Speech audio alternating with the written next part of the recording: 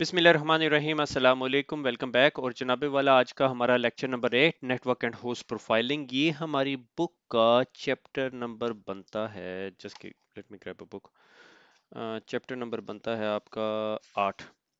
ठीक है, lecture number 8 भी हो गया और चैप्टर नंबर 8 भी हो गया। उसके बाद हमारा चैप्टर नंबर 9 है, मैक्सिमम 10 सफ़ों का, लिटरली 10 सफ़ों का क्वेश्चन एंड आंसर तक, art of data and event analysis.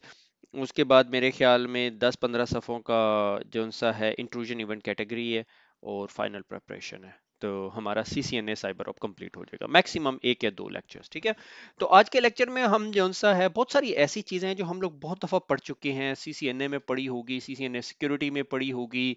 अगर आप विंडोज़ इन्वायरमेंट से आ रहे हैं तो आपने विंडोज़ इन्वायरमेंट में भी पढ़ी होगी। तो मेन मकसद आज के लेक्चर का थोड़ा सा ओवरव्यू देना है।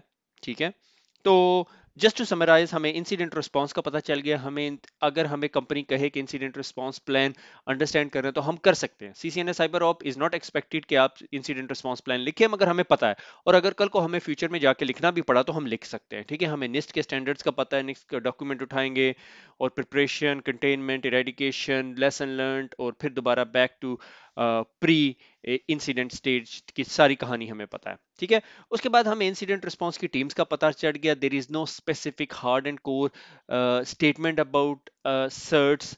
ठीक है, कंप्यूटर सिक्योरिटी इंसिडेंट रिस्पांस हो गया, कंप्यूटर इमरजेंसी रिस्पांस टीम हो गया, MSSP which is like a third party. और अब जोन सा है, how network and host profiling is accomplished, कि नेटवर्क और होस्ट की प्रोफाइलिंग कैसे अकम्प्लिश की जाती है, आज का हमारा ये टॉपिक है। इस टॉपिक में जाने से पहले जो सा है करेक्शन करता चलूं, लेक्चर नंबर 7 के अंदर मैंने एक सेंट्रलाइज सर्ट बनाई और उसके बाद पी सर्ट बनानी शुरू कर दी। ठीक है, एक पी सर्ट यूरोप में, एक पी सर्ट एशिया में, एक पी सर्ट अफ्रीका में, एक पी सर्ट ऑस्ट्रेलिया में। अब उधर वहां जो मैं पी सर्ट बोल रहा था, मैं वहां प्रोविजनल सर्ट या कुछ ऐसा वर्ड कहता रहा कॉन्टिन्यूसली। वो प्रोविंशियल सर्ट भी हो सकती है, वो प्राइवेट सर्ट भी हो सकती है, उसे जो मर्जी नाम दे सकते हैं आप। ठीक है, वो आरसेट भी आप उसे कह सकते हैं। ठीक है, वो कोई लाजमी बात नहीं है, मगर वो जो प्रोविजनल जो वर्ड था वो मेरे ख्याल में was not a right one. Profiling, profiling है क्या? Profiling is collection of data. Racial profiling होती है। आप में से जितने लोग यूरोप अमेरिका में रहते हैं, आप सबको पता है, हम एयरपोर्ट पे जाते हैं, रिस्पेक्टिव हम जितनी अच्छी का अंग्रेजी बोल ले, जिस तरह का मर्जी रंग हो, तो हमें स्टॉप जरूर किया जाता है। ठीक है, तो anyway that's a different topic. और रेशियल प्रोफाइलिंग जिस तरह होती है, ठीक है जी, ये बंदा है, इसने दाढ़ी रखी हुई है, ये लंबे से है, तो ठीक है, लिंक विद समथिंग। ठीक है, काला है तो माइट बी ड्रग स्टोरी। ठीक है, जो भी चीजें हैं, मगर ये होती है। Unfortunately we live in the world where this thing sort of happens. तो इसी तरह जो से आपको नेटवर्क के अंदर भी प्रोफाइलिंग चाहिए होती है। ठीक है, आप collect a data about a target, about a PC, about a system. ठीक है, is called a profiling. अब उसके अंदर दो किस्म की प्रोफाइलिंग है, एक नेटवर्क लेवल पे आप प्रोफाइल कर सकते हो, एक होस्ट लेवल पे प्रोफाइल कर सकते हो। नेटवर्क लेवल पे प्रोफाइलिंग ये है कि आप नेटवर्क के ट्रैफिक उसकी इकट्ठी कर सकते हो। ठीक है, कि हर पीसी जो सा है डाटा भेज रहा है, आप नेटवर्क पे बैठे हैं, आपकी फायरवॉल आपको प्रोफाइल करके दे सकती है, आपका आईएससी आपको प्रोफाइल करके दे सकता है, इररिस्पेक्टिव। ठीक है, सिस्को थोड़ा अपनी प्रोडक्ट से सेल करने की कोशिश करती है, सिस्को ने टांग अड़ा दी नहीं है स्टेल्थ वॉच की, सिस्को ने टांग अड़ानी है आईएससी की। तो उससे बचने के लिए आज मैंने पालो अल्टो का इंटरफेस निकाला। ठीक है, और सोल्यूशन निकाला सुमोलॉजिक। सुमोलॉजिक एक सिम टेक्नोलॉजी है, जिसका स्प्लंक है, एलियन वोल्ट है, सोलोविंड्स का भी सिम है, क्यूरेडार है। इस तरह सुमोलॉजिक भी एक सिम है, क्लाउड बेस्ड सिमुलेशन एनवायरनमेंट है। It's really really good. मैंने रिसेंटली इस पे प्रोजेक्ट किया, इस वजह से मैंने कहा चलो let's put there there interface इन।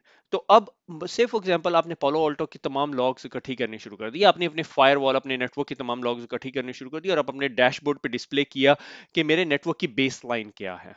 ठीक है, बेस लाइन बहुत इंपॉर्टेंट कंपोनेंट है, कि आपको पता होना चाहिए कि आपका network Monday Tuesday Wednesday Thursday कितनी ट्रैफिक लेके जाता है, और फिर सैटरडे संडे को लिमिटेड ट्रैफिक होती है। गो के हमारे बैकअप्स रन हो रहे होते हैं और बहुत सारे काम हो रहे होते हैं, मगर हमें पता होता है कि कब होता है बैकअप। ठीक है, से फॉर एग्जांपल संडे को रात, एक्चुअली संडे की सुबह जो सा है 3 बजे जो सा है आपके नेटवर्क से 1 गिग का डाटा ट्रांसफर होना शुरू हो जाए, that's beyond your base line, unless आपका बैकअप प्लान चल रहा हो, आपकी बैकअप रूटीन हो। तो इसका मतलब है बेस लाइनिंग की बहुत जरूरत होती है आपके नेटवर्क में। अगर ये इमेज अगर मैं एक्सपेंड कर सकूं, ठीक है, let me try to expand this image. ठीक है, मैं आपको इसके अंदर, इस डैशबोर्ड के अंदर एक बेस लाइनिंग की एग्जांपल दिखाना चाह रहा हूं। ठीक है, मेरे ख्याल में ये इमेज सही हो गया। अच्छा, अब इसके अंदर क्या हुआ है कि ये जो चीज है ना, ये जो पार्ट ऑफ डैशबोर्ड है, ये दिखा रहा है कि आपके नेटवर्क के अंदर जो सा है, ये थ्रेशोल्ड है, ये आपका थ्रेशोल्ड बना हुआ है। ये जो पूरी की लाइन है ना, जो बाहर लिफाफे की तरह या एनवेलप की तरह नजर आ रही है, ये लाइन है, और ये आपके करंट थ्रेशोल्ड्स हैं कि आपकी जो से है रिजेक्टेड ट्रैफिक कितनी है। सही हो गया। और जिस तरह ये rejected traffic outside your threshold नजर आती है, तो आपको ये यहाँ ट्राइंगल दिखाना शुरू कर देता है। इसी तरह अलाउड ट्रैफिक आपकी ये है, और बेस लाइन मेरा ये है कि इसके अंदर अंदर होनी चाहिए। सही है। इसी तरह हमने क्या किया, हमने इसका डैशबोर्ड बनाने की कोशिश की आरडीपी सेशंस की, कि मेरे नेटवर्क के अंदर आरडीपी कैसे होते हैं, क्योंकि हमें पता है कि अगर हैकर जो है आपके नेटवर्क में घुस जाता है, तो वो आपकी लेटरल मूवमेंट के लिए जो है ना, क्या होती है, ईस्ट वेस्ट ट्रैफिक होती है मेरे ख्याल में, ईस्ट वेस्ट ट्रैफिक जो सी होती है, उसके अंदर मोस्टली वो आपके एक डाटा सेंटर से जंप करके दूसरे डाटा सेंटर, या एक ऑफिस से जंप करके दूसरे ऑफिस तक जाने के लिए वो मोस्टली आरडीपी का इस्तेमाल कर रहा होता है। जब वो आरडीपी कर रहा होता है, वो रात के 12 बजे कर रहा है, 1 बजे कर रहा है, 2 बजे कर रहा है, 3 बजे कर रहा है, और वो मेरे इस ये जो इन्वेलप है, ये जो बेस लाइन वाला इन्वेलप है, इससे बाहर लाई करेगा। ठीक है। This is my network base lining. बहुत सारी सिक्योरिटी ऑर्गेनाइजेशंस और बहुत सारे सिम सोल्यूशन आपको इस तरह की कैटेगरीज और कैपेबिलिटीज प्रोवाइड करते हैं। सही हो गया। प्रोफाइलिंग, मैंने कहा सिस्को का कोर्स है, ज्यादती ना करें। तो ये सिस्को का डैशबोर्ड है। कनेक्शंस ओवर टाइम, मेरे कनेक्शंस ओवर टाइम ये हैं, मेरे ये आईपी एड्रेसेस हैं, डिनाइड कनेक्शन बाय लोकेशन के लोकेशन के हिसाब से डिनाइड कनेक्शन, ये सारी बेस लाइनिंग में हेल्प करती है। अगर आपको कोई कहे नेटवर्क बेस लाइनिंग, तो आपको पूछना पड़ेगा किस प्रोस्पेक्टिव से तुम बेस लाइनिंग की बात कर रहे हो। बैंडविड्थ की बात कर रहे हो, is a totally different discussion. Network capacity planning and all दो सॉर्ट ऑफ स्टफ। उसके अंदर ये भी आ सकता है, आपके कल को एक एप्लीकेशन आ रही है, आप पूछोगे कि हाँ भैया, इस एप्लीकेशन की एस्टिमेटेड बैंडविड्थ रिक्वायरमेंट क्या है, अच्छा इतनी है, तो इसका मतलब हमारी बेस लाइन एडजस्ट होगी। तो जब ये एप्लीकेशन डिप्लॉय होगी, आप अपनी बेस लाइन को रिविजिट करेंगे, और आप देखेंगे कि आपकी बेस लाइन से बाहर जा रही है, तो आपकी न्यू बेस लाइन दोबारा सेट होगी। इसी तरह की एक मजेदार एग्जांपल ये देता हूँ कि एनसीएम जो सा है, एनसीएम सोलोवेंस का जो एनसीएम टूल है, उसके अंदर अगर आप तमाम अपने नेटवर्क की कॉन्फ़िगरेशन को बैकअप कर लें, और आप कहीं ये कॉन्फ़िगरेशन मेरी बेस लाइन है, इसके बाद कोई भी चेंज होगा ना आपकी नेटवर्क कॉन्फ़िगरेशन के अंदर, और आपका सोलोवेंस से फॉर एग्जांपल रोज रात को बैकअप कर रहा, तो आपको अलर्ट देगा कि अब मैं बेस लाइन से इतना बाहर हो चुका हूं, तो आप जाके तमाम चेंजेस को अप्रूव करेंगे, आपकी बेस लाइन एडजस्ट हो जाएगी। ये कॉन्सेप्ट है, बहुत हार्ड है लोगों के लिए अंडरस्टैंड करना। अच्छा, नेटवर्क के अंदर हमें एक चीज का पता है कि नेट फ्लो जोन सा है ना, हमें बहुत ज्यादा इंफॉर्मेशन देता है। ठीक है। और वो काफी इंफॉर्मेशन आपको ऐसी देता है जिससे आपको अंडरस्टैंड कर सकते हो कि किस किस्म की ट्रैफिक जा रही है, कौन कौन सी एप्लीकेशन रन हो रही है। और इसके अलावा एक और प्रोटोकॉल जो सिस्को का यूज होता है, विच इज कॉल्ड एन बार, जो आपके पेरीमीटर रूटर्स पे रन हो सकता है। ठीक है। तो फायदा क्या, प्रोफाइलिंग का विजिबिलिटी देती है, आपको डिजिटल फोरेंसिक्स में हेल्प कर सकती है। अगर आपने प्रोफाइल की हुई है, सारी इन्फॉर्मेशन आपकी नेटवर्क की सारी इन्फॉर्मेशन है। और इसी तरह Cisco as standard Cisco stealth watch technology अपनी सेल करने की कोशिश करी, ये ले लें जी। ठीक है। अच्छा, अब ये सारी चीजें आपने नेट फ्लो की इन्फॉर्मेशन इकट्ठी कर ली, आपने सिज लॉग इकट्ठे करने शुरू कर दिया, आपने फायरवॉल से लॉग्स उठाने शुरू कर दिया, आपने नेटवर्क डिवाइसेस से लॉग्स उठाने शुरू कर दिए। अब इस जगह आपकी कंपनी की सिक्योरिटी पॉलिसी आ जाती है कि क्या आपने लॉग्स इकट्ठे करने हैं। यस, इकट्ठे करने हैं। मेरे ख्याल में आज आज की दुनिया में कोई ऐसी कंपनी नहीं है जो कहे कि लॉग्स इकट्ठे नहीं करने। सही हो गया। दूसरा क्वेश्चन ये आ जाता है कि अगर मैं लॉग इकट्ठे कर रहा हूं, तो मैंने कितने लॉग कितने अरसे के लिए रखने हैं अपने पास, which is called retention policy. तो आपकी लॉग रिटेंशन नॉर्मली 6 महीने हो सकती है, 30 दिन हो सकती है, 90 दिन हो सकती है, 100 डेज 1 ईयर हो सकती है। ठीक है। डिपेंडिंग अपॉन, अगर आप यूरोप की जीडीपीआर में आ गए, तो फिर एक नवी स्टोरी है। ठीक है। और उसके बाद प्रोफाइलिंग के अंदर distinguish between iPhone, iPad, Mac, Windows XP. आप ट्रस्ट मी, अगर आप अपने नेटवर्क के लॉग्स देखें, तो आप लिटरली डिवाइस लेवल तक आइडेंटिफाई कर सकते हैं। We are not going into that. Network profiling के अंदर नेटवर्क एक्सेस, लैन वैन, वायरलेस वीपीएन, सारा कुछ आ जाता है। What is accessing your network, आपको पता चलना चाहिए। Duration of your connection, very very important point. मुझे अच्छी तरह याद है कि एक ऑर्गेनाइजेशन, स्टोरी टाइम आ गया, वहां पे अर्ली डेज थे, और मैंने देखा कि एक कनेक्शन स्टैब्लिश हुआ, और वो कनेक्शन जो सा है ना, वो 68 आवर्स तक स्टैब्लिश्ड रहा।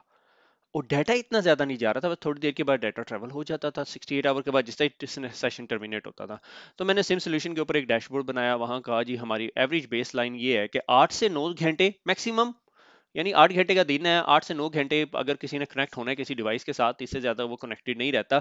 मगर अगर कोई 60 आवर्स या 68 आवर्स जा रहा हो, तो आपको अलर्ट आए, और आप उसका सोर्स और डेस्टिनेशन आईपी एड्रेस कर लें। तो 5 लेटर कंट्री था, बाकी आप समझ सकते हैं।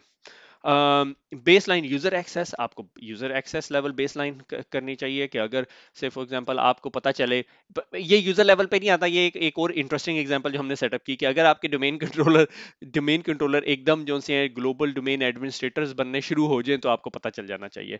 थ्रूपुट आपको पता होना चाहिए, मेजरिंग द थ्रूपुट, आपको थ्रूपुट मेजर करने में भी हेल्प मिल सकती है बेस लाइन अगर आपने की हुई है। सही हो गया।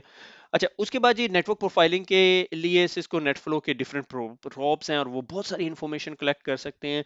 जो नेटफ्लो 9 है उसके अंदर और ज्यादा प्रॉब्स कैपेबिलिटी आ जाती है। और अगर आप रेडियस यूज कर रहे हैं तो कहीं पे रेडियस ऑथेंटिकेशन कर रहे हैं, से फॉर एग्जांपल आपका आईएससी रेडियस ऑथेंटिकेशन कर रहा है, तो आपको caller station ID, IP session सारा कुछ आपको मिल सकता है। IPv6 को भी सपोर्ट करता है नेटफ्लो। एंड ये जो से राइट साइड पे जो टेबल है ये आपका नेट फ्लो के एट्रीब्यूट्स हैं सारे के सारे, आपके एग्जाम में ये नहीं आएंगे, ठीक है। मगर in bytes, out bytes, IPv6, ICMP type, destination MAC address, IP protocol का वर्जन, डायरेक्शन, सोर्स वीलन, सारा कुछ, ये इतनी इंफॉर्मेशन है जिसको आप यूज कर सकते हैं। सही है। इन्हीं में से एक इंफॉर्मेशन जो सा है ड्यूरेशन का है कहीं पे, ड्यूरेशन ड्यूरेशन ड्यूरेशन, मेरे ख्याल में मैं नेटफ्लो से नहीं कैप्चर कर रहा था, मैं सिजलॉक से कैप्चर कर रहा था कि भाई कितनी ड्यूरेशन के लिए सेशन हुआ हो। मगर आउट बाइट से आप मालूम कर सकते हैं अगर एक्सफिल्ट्रेशन टाइप की कोई चीज हो रही है। सही हो गया। अच्छा, और यानी ये अगर आपने देखने हो तो ये आप सिस्को के वेबसाइट से मिल जाएंगे। इसी तरह इसकी एक मैंने एग्जांपल देखी, ये मैंने एक स्क्रीनशॉट लिया, ये गूगल से उठाया हुआ मैंने। तो ये ISC है, एंड ISC के अंदर ये हो सकता है कि आप जो सा है कहेंगे यार अगर कोई मेरे नेटवर्क में लॉगिन कर रहा है तो उसके पास लेटेस्ट विंडोज पैचेस होने चाहिए, या वो मैक का ये ओल्डर वर्जन, iOS का ओल्डर वर्जन या मैक का ओल्डर वर्जन नहीं ला सकता आपके एनवायरनमेंट में, उसके पास एंटीवायरस होना चाहिए। तो आप एंड पॉइंट नेटवर्क प्रोफाइलिंग के हिसाब से या नेटवर्क एडमिशन कंट्रोल अप्लाई करके अपने नेटवर्क को मजीद सिक्योर बना सकते हैं। सही हो गया। मगर यहाँ से आपको बहुत सारी इंफॉर्मेशन मिल जाती है। से फॉर एग्जाम्पल हमारे पास एक दिन अलर्ट आई कि एक बंदा जी टोरेंट डाउनलोड कर रहा है, और वहां से एक कंपनी से, यानी वो जो क्या होता है यूनिवर्सल स्टूडियो से भी लेटर आ गया जी आपके यहाँ कंपनी में इस तारीख को इस बंदे ने डाउनलोड की और वीडियो देखी हमारी, तो लिहाजा ये वार्निंग है, नेक्स्ट टाइम हम बिल भेज देंगे आपको। हमने देखा वो गेस्ट वाईफाई था। अब गेस्ट वाईफाई पे आप क्या निकाल सकते हो, कुछ नहीं निकाल सकते। हमने गेस्ट वाईफाई पे नेटवर्क डिवाइसेस के वो ISC में आते थे, हमने एनालाइज किया, हमने फाइंड आउट कर लिया उस डिवाइस का मैक एड्रेस के हिसाब से हमने फिर उसकी लास्ट 70 डेज या 80 डेज के हिसाब से देखा, तो वो मैक एड्रेस जो सा है वो कॉर्पोरेट मोबाइल वाईफाई पे भी आया। फिर उसके बाद हमने उसे देखा कि ये IP एड्रेस लेके इस टाइम कौन सा बंदा हमारे ऑफिस 365 अकाउंट पे लॉग इन हुआ था, वहां से हमने बंदा निकाल लिया। ठीक है, और उसके बाद फिर आपको पता है क्या होता है। सही हो गया। तो इधर से जो है आपके पास काफी सारी इंफॉर्मेशन आ जाती है, और यहाँ से आप इस इंफॉर्मेशन को यूज कर सकते हैं कि ये विंडोज 7 की मशीन है, AD का वर्जन कौन सा है, AD ज्वाइनिंग पॉइंट क्या था, और आइडेंटिफाई ग्रुप असाइनमेंट अगर वो किसी स्पेसिफिक ग्रुप के अंदर है। तो ये नेटवर्क प्रोफाइलिंग का आपको बहुत फायदा होता है। क्रिटिकल एसेट एड्रेस स्पेस, अच्छा ये बहुत इंपॉर्टेंट है कि अगर आपके पास बहुत क्रिटिकल एसेट्स हैं, लाइक आपका मोस्ट क्रिटिकल एसेट आपके नेटवर्क के अंदर क्या होता है। सबसे पहले अगर आप एक बेसिक ऑर्गेनाइजेशन है तो आपका डोमेन कंट्रोलर सबसे इंपॉर्टेंट होता है। ठीक है, हैकर सबसे पहले उसकी तरफ जाता है, और उसके लिए उधर डोमेन कंट्रोलर ढूंढना कोई बड़ी बात नहीं होती। ठीक है, किसी भी पीसी को कंप्रोमाइज करेगा, वहां से उसे पता चलेगा ये कौन सी डोमेन से ज्वाइन है। से फॉर एग्जांपल आपके पास 172.16.251.1 है, ये बुक के अंदर लिखा, तो मैंने भी IP एड्रेस लिख लिया। IP address is out of scope. ठीक है, और आउट ऑफ स्कोप से मुराद के वो आउट ऑफ स्कोप से क्या मुराद है, मैंने यहाँ पे क्यों लिखा हुआ है, एक सेकंड, आ जाते हैं। IP एड्रेस मैनेजमेंट, तो आपके जितने IP एड्रेसेस हैं वो मैनेजमेंट में होने चाहिए और DHCP स्कोप से बाहर है। अच्छा, इसमें मेरे ख्याल में ये मैं पॉइंट देना चाह रहा था, मैंने कुछ दिन पहले बनाई कि आउट ऑफ स्कोप रखा हुआ है ताकि उसे स्टैटिकली असाइन करें, मगर आप डायनेमिकली भी असाइन कर सकते हैं। से फॉर एग्जांपल अगर आपका रिजर्वेशन रेंज है 1.1 डॉट नहीं 1.1 नहीं लिखते, 172.16.251.1 से लेके 250 तक। ठीक है, ये आपने DHCP में देना है।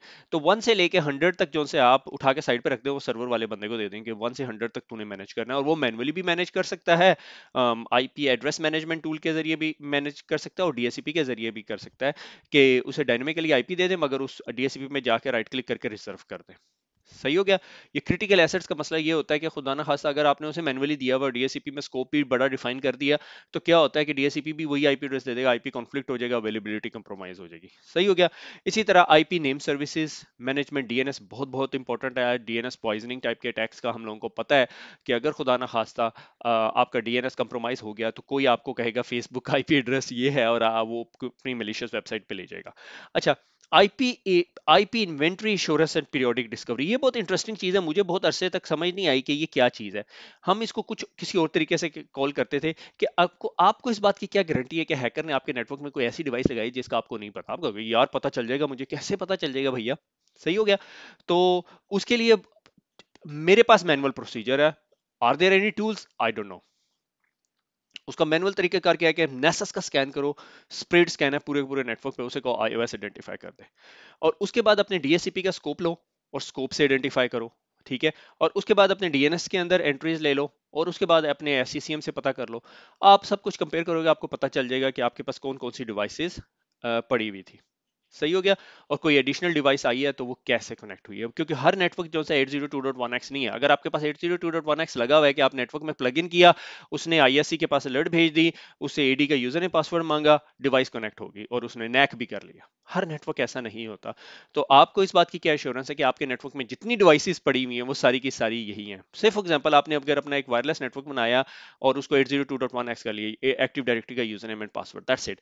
मैं घर से अपना मोबाइल फोन लेकर आया और मैंने उस पे उससे वाईफाई कनेक्ट कर लिया। आपको कैसे पता चलेगा ये जो फोन है ये कंपनी का ऑथोराइज्ड फोन ही नहीं है? एक्चुअली तो फोन कनेक्ट ही नहीं होना चाहिए था। तो आपको वो मैक एड्रेस लेके उसको किसी तरह लुकअप करेंगे तो आपको पता चल जाएगा ये मैक आईपी एड्रेसेस हैं या आईपी फोन के आईपी एड्रेसेस हैं या नेसस के स्कैन से थोड़ा सा अंदाजा हो जाएगा, या किसी भी स्कैनिंग टूल से। ठीक है, हम स्कैनिंग को हल्का सा नजर मारेंगे। Manually assigning and reserve on DSCP कि आप आईपी एड्रेस को critical devices doesn't lose their IP addresses, आप चाहते हैं कि आपके critical devices IP address lose ना करें, तो उसका बेस्ट तरीकेकार यही है कि मैनुअली असाइन करें या रिजर्व कर दें उनके मैक एड्रेस की बेस पे। अगर आप उनके मैक एड्रेस की बेस पे रिजर्व करते हैं, कल को सर्वर चेंज हो गया तो फिर आपके लिए मसला होगा। और वीएम एनवायरनमेंट में कैसे होता है मुझे नहीं पता, I am not a VM expert. Host profiling, ये था तो यहाँ तक तो थी बातें नेटवर्क से रिलेटेड। अब आ गई हमारी कहानी होस्ट के ऊपर कि एक होस्ट है और उसको आपने कैसे प्रोफाइल करना है, उसके बहुत सारे तरीके कार है। ठीक है। और हर कंपनी के डिफरेंट सोल्यूशन है, मगर माइंड दैट जब हम होस्ट प्रोफाइलिंग की बात करें तो आपके पास आप नेटवर्क से डाटा उठा के, नेटवर्क का डाटा उठा के एनालाइज कर सकते हैं। यार ये स्पेसिफिक होस्ट जो सा विंडोज का लग रहा है, ये स्पेसिफिक होस्ट जो सा है लिनक्स का लग रहा है, ये विंडोज एक्सपी है, विंडोज 7 है। और उसका बेस्ट तरीन आसान तरीन इलाज ये है कि आप उस पर एनमैप स्कैन करें, हाइफन कैपिटल ओ के साथ आपको बता देता है ऑपरेटिंग सिस्टम कौन सा है, 90% टाइम बता देता है।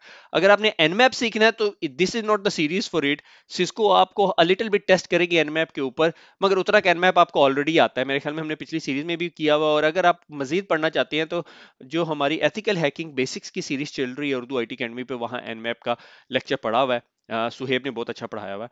तो अच्छा, लिसनिंग पोर्ट्स, आपने किसी डिवाइस की लिसनिंग पोर्ट्स देखनी है, आप डिवाइस पे गए, net state minus A N, मेरे ख्याल में ओ भी कर दें तो मेरे ख्याल में प्रोसेस भी दिखाना शुरू कर देता है। Scanning the host Nmap minus S T का मुझे नहीं पता, मेरे ख्याल में TCP IP minus O operating system 127.0.0.1। ठीक है। इसी तरह अगर आप चाहते हो कि आप देखना चाहो कि उस पीसी के ऊपर, फलां पीसी के ऊपर कौन बैठा हुआ है, तो पी एस लॉकडाउन का टूल मिल जाता है। मेरे ख्याल में सिज इंटरनल का टूल है, हु एम आई से पता चल जाता है मैं कौन हूँ। Query user server tank hyphen PC, ये मेरे पीसी का नाम है, तो आपको पता चल जाएगा। ये 3-4 कमांडें हम ट्राई करके देख लेते हैं। और टास्क लिस्ट से पता चलता है लिस्ट कौन सी चल रही है। अब इसमें से बहुत सारी कमांडें ऐसी हैं जो आपको पीसी पे डायरेक्टली रन करनी पड़ती हैं, बहुत सारी कमांडें हैं कि आप रिमोटली भी रन कर सकते हो। ठीक है, हम उसके उसमें डेल्व नहीं करेंगे, मगर just to give you a rough idea. Nmap का टूल आप सबको पता है कि एनमैप कहां से इंस्टॉल हो जाता है। एनमैप का जो सा है विंडोज वर्जन भी अवेलेबल है, और विंडोज वर्जन जो सा मैंने यहाँ पे चलाया हुआ था। ठीक है। और मैंने उसको कहा कि भाई जो ये टारगेट है, ये स्पेसिफिक सबनेट है और ये एनमैप क्यूरी चला दे और वर्जन लाइट है, ये यहाँ पे हमारे जैसे निकम्मे लोगों के लिए है। ठीक है। अगर आप ये नहीं करना चाहते तो आप इसको हटा के जो सा है अपनी मर्जी से मैनुअल स्कैन भी रन कर सकते हैं। यहाँ मेरा मकसद स्कैन मैनुअली रन करने का नहीं है। ठीक है, ये यहाँ पे ऑलरेडी कॉन्फ़िगर प्रोफाइल्स हैं, आवर्स हैं, ये इसने छोटी सी टोपोलॉजी भी बना के दे दी है, होस्ट डिटेल भी देनी शुरू कर दी है कि कौन सा होस्ट क्या क्या काम करता है। ठीक है, ये मेरे ख्याल में कुछ है, मैं नहीं बताऊंगा, ये भी कुछ है, ये भी कुछ है, ये भी कुछ है, ये भी कुछ है, ठीक है। तो ये डिफरेंट मशीन है। अच्छा देखें, इनमें से बहुत सारे ऑपरेटिंग सिस्टम ये उठा नहीं सका, मगर ये स्पेसिफिक ऑपरेटिंग सिस्टम इसने पिकअप कर लिया, ठीक है। पोर्ट्स यूज्ड, ठीक है, हमें पता है 135 किस तरह की है, विंडोज 2008 की कैटेगरी है, टीसीपी सीक्वेंसिंग और बाकी चीज़ें। सही हो गया। ये VX वर्क्स नाम की कोई चीज़ है, मेरे ख्याल में ये आईफोन शाईफोन टाइप की चीज़ें लग रही है, ठीक है। और सर्विसेज से भी आपको बहुत सारा कुछ अंदाजा हो जाता है, HTTP जी कहाँ कहाँ चल रही है, मेरे ख्याल में रिकॉर्डिंग का सॉफ्टवेयर है ये, HPNV प्रिंटर वगैरह है, ठीक है। टीवी भी है, को पता चल गया मेरे घर में कौन सा टीवी है, इसी को एक्सप्लॉइट करेंगे अब। सही हो गया। तो इस तरह की चीजें जो है होम नेटवर्क पे चला के बहुत सारा कुछ पता चल जाता है। सही हो गया। अच्छा, ये तो हो गया Nmap आप कमांड प्रॉम्प्ट पे भी चला सकते हैं। मेरे पास GUI है, मैंने कमा आदमी है इसलिए मुझे आदत नहीं है। सही हो गया। अच्छा, इसको मैं बंद कर देता हूँ और कमांड प्रॉम्प्ट पे जाते हैं हम लोग, ठीक है। और एक दो कमांडें रन करके देख लेते हैं, ठीक है। हु एम आई हमें पता है, हु एम आई, ठीक है। हु एम आई से आपको पता चल जाता है आप कौन से पीसी पे बैठे हुए हैं, बल्कि /all से बहुत सारी डिटेल्स पता चल जाती हैं। सही हो गया कि SID आपकी स्पेसिफिक कौन सी, अगर आप डोमेन से ज्वाइन है तो उसके अलावा भी बहुत सारी वो पता चलती है मेरे ख्याल में। हाँ, हु एम आई /FQDN मेरे ख्याल में हमें एरर देगा। उसकी वजह यह है कि डोमेन ज्वाइन नहीं है, अगर डोमेन ज्वाइन होता तो फिर आपका फुली क्वालिफाइड डोमेन नेम देना शुरू कर देता, ठीक है। और एक और इसके अंदर कमांड होती थी, लॉग ऑन ID मेरे ख्याल में, या ये मेरा वो जो सिडनी होती, वो टाइप की चीज़ है। सही हो गया। इस कमांड के साथ आप प्ले कर सकते हो, ठीक है। आप रिमोटली भी एग्जीक्यूट करवा सकते हो कमांड्स, उसके डिफरेंट तरीके कार हैं, ठीक है। इसी तरह और क्या कर सकते हैं, और क्यूरी की कमांड देख लेते हैं, ठीक है। क्यूरी /question करवाता हूँ पहले एक दफ़ा, ठीक है। क्यूरी से आप ना रिमोट डिवाइस से भी सेशन कर सकते हैं, ठीक है। Say for example Curie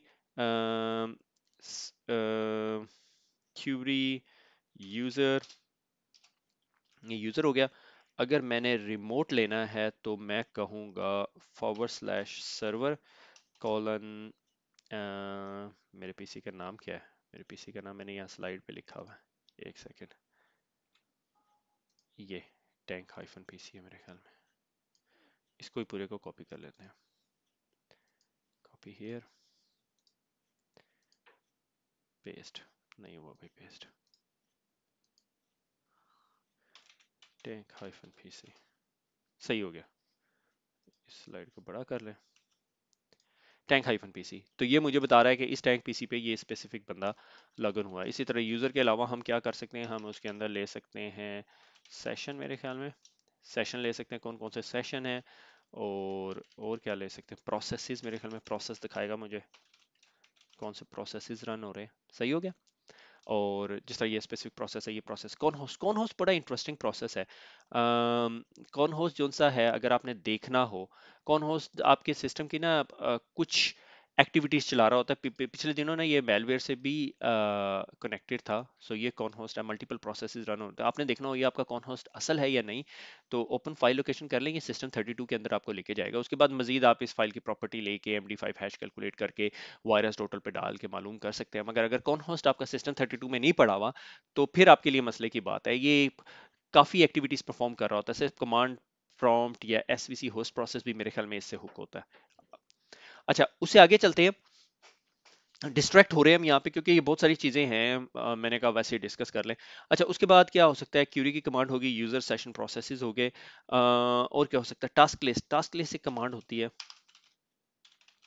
task list आपको टास्क दिखाना शुरू कर देती है, और आप इसको फर्दर इसको वो कर सकते हैं, टास्क लिस्ट /question, और आपको कौन कौन से टास्क चाहिए, स्टेटस चाहिए उसका क्या क्या कुछ। अच्छा, एंड नेट स्टैट बहुत इंपॉर्टेंट है, नेट स्टैट, ठीक है।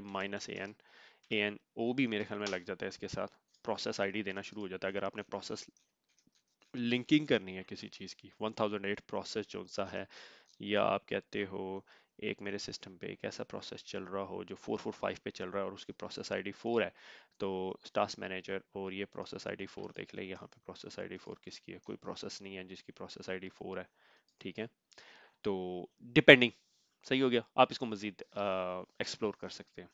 सही हो गया।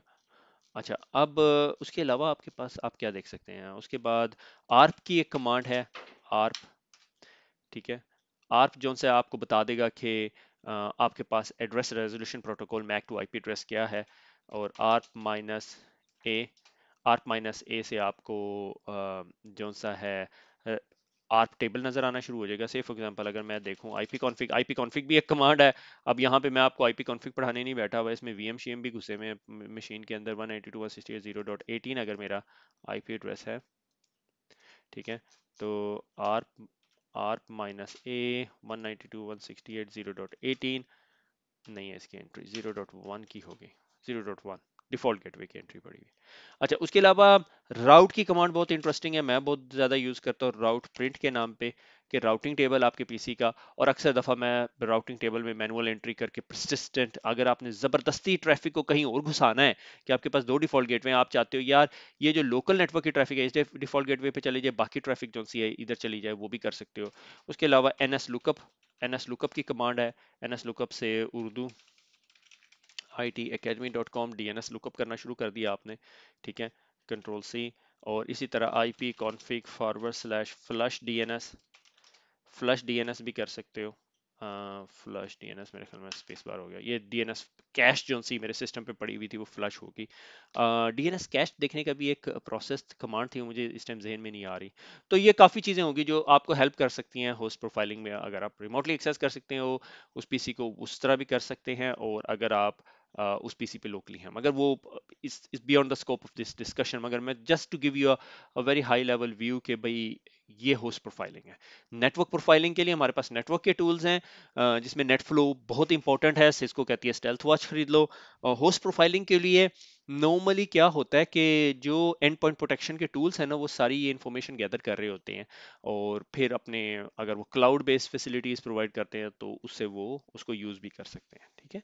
उसकी एक एग्जांपल ये है कि अगर आपने एक स्पेसिफिक कंपनी का एक टूल था, मैं यहाँ कंपनी मार्केट नहीं कर रहा इसलिए मैं नाम नहीं बता रहा, उसका टूल ये बताता था कि ये टूल हमारे बाकी नेटवर्क में किस किस डिवाइसेस पे नहीं इंस्टॉल हुआ।